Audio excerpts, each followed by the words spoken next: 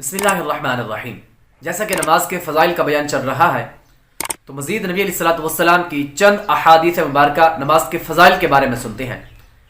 سب سے افضل وہ نمازی ہیں جو اذان سے پہلے ہی باوضو مسجد میں حاضر ہو جائے، اذان سے پہلے وضو کر کے مسجد میں حاضر ہو جائے۔ پھر دوسرے نمبر پر وہ افضل ہے جو مسجد میں اگرچہ موجود نہ ہو لیکن وضو اذان سے پہلے ہی کر لیتے ہیں۔ تیسرے نمبر پر وہ افضل ہے جو اذان سنتے ہی وضو کر لیں اور یہ سب لوگ با جماعت نماز بھی ادا کریں، جیسا کہ روایت میں آتا ہے حدیث نبوی صلی اللہ علیہ وسلم، جب قیامت قائم ہوگی تو نمازیوں کو جنت کی طرف جانے کا حکم دیا جائے گا۔ پہلا گروہ جب جنت میں داخل ہوگا تو ان کے چہرے آفتاب کی طرح روشن ہوں گے۔ فرشتے ان سے پوچھیں گے تم کون ہو؟ فرشتے ان سے پوچھیں گے کیونکہ ان کا چہرہ آفتاب کی طرح روشن ہوگا، تو فرشتے ان سے پوچھیں گے تم کون ہو؟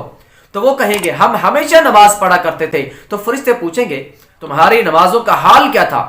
تو وہ لوگ کہیں گے کہ جب ہمیں اذان کی آواز سنائی دیتی اس وقت ہم مسجد میں پہلے سے ہی باوضو موجود ہوتے تھے۔ پھر جب دوسرا گروہ داخل ہوگا ان کو جنت میں جانے کا حکم دیا جائے گا جن کے چہرے 14ویں کے چاند کی طرح چمکتے ہوں گے۔ تو ان سے بھی پوچھا جائے گا، فرشتے پوچھیں گے تو وہ بھی کہیں گے کہ ہم نماز پڑھنے والے تھے۔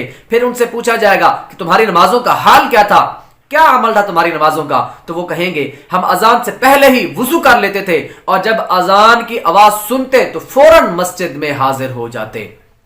یہ دوسرا ہو گیا۔ اور جب پھر تیسرا گروہ جب داخل ہوگا جن کے چہرے ستاروں کی طرح چمکتے دمکتے ہوں گے، ان سے پوچھا جائے گا تو وہ بھی کہیں گے کہ ہم بھی نماز پڑھا کرتے تھے۔ پھر ان سے پوچھا جائے گا کہ تمہاری نمازوں کا حال کیا تھا؟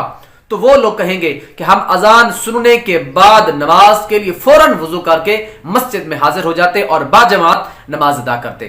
تو اس حدیث پاک سے ہمیں تین چیزیں سیکھنے کو ملی ہیں کہ پہلا، سب سے پہلا گروہ جن کے چہرے سورج کی طرح چمک رہے ہوں گے وہ لوگ ہیں جو اذان سے پہلے ہی وضو کر کے مسجد میں داخل ہوتے ہیں، مسجد میں تشریف فرما ہوتے ہیں۔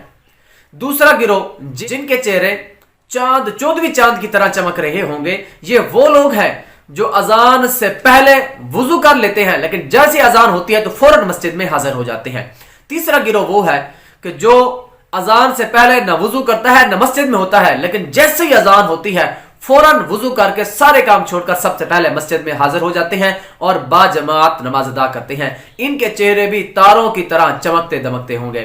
اللہ پاک ہم سب کو بھی عمل کرنے کی توفیق عطا فرمائے، پنجگانہ باجماعت نماز ادا کرنے کی توفیق عطا فرمائے۔ اللہ اکبر!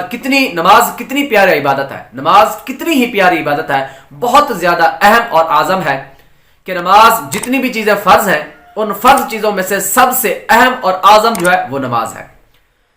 نماز کتنی پیاری عبادت ہے کہ شروع کرتے ہی جنت کے دروازے بھی کھول دیے جاتے ہیں۔ چنانچہ حضرت ابو امامہ رضی اللہ تعالیٰ عنہ سے روایت ہے کہ سرکار مدینہ شہنشاہ دو عالم صلی اللہ علیہ وآلہ وسلم کا فرمان علی شان ہے کہ بندہ جب نماز کے لیے کھڑا ہوتا ہے تو اس کے لیے جنتوں کے دروازے کھول دیے جاتے ہیں اور اس کے اور پروردگار کے درمیان جو حجابات ہیں، پردے ہیں، وہ بھی ہٹا دیے جاتے ہیں اور حور عین اس کا استقبال کرتی رہتی ہے جب تک انسان ناک نہ سنکے یا گلے سے کوئی آواز نہ نکالے، جب تک انسان نہ کھنگارے، تو جب تک انسان کوئی حرکت نہ کرے تب تک حور عین اس کا استقبال کرتی رہتی ہے۔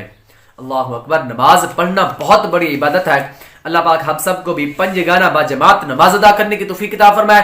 کوشش کرے کہ خود بھی نماز ادا کرے، وقت کے اندر اور باجماعت نماز ادا کرے اور اپنے اہل و عیال کو بھی، اپنے بچوں کو پنجگانہ باجماعت نماز کی ترغیب دلائے۔ اللہ پاک ہم سب کو عمل کرنے کی توفیق عطا فرمائے۔